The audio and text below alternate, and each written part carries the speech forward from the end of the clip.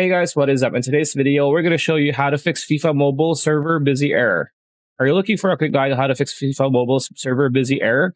Stay tuned because this video is for you. All right, so we are in help.ea.com since EA owns FIFA. This error pretty much is a connection error. So what you want to do for this is to restart the app first. So open the settings app on your device, scroll down and tap on Application Manager, scroll down to Downloaded, and then tap for Start on the FIFA mobile app, and then relaunch the app. If that doesn't work, force restart your device, force restart your phone.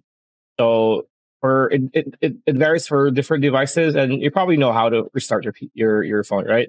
And then the last one is to restart your Wi-Fi after that. If it still doesn't work, try restarting your Wi-Fi, and then on your phone, open the settings app, head to network and internet, and then Wi-Fi. Turn the Wi-Fi off, or there's like there's always a shortcut on your phone.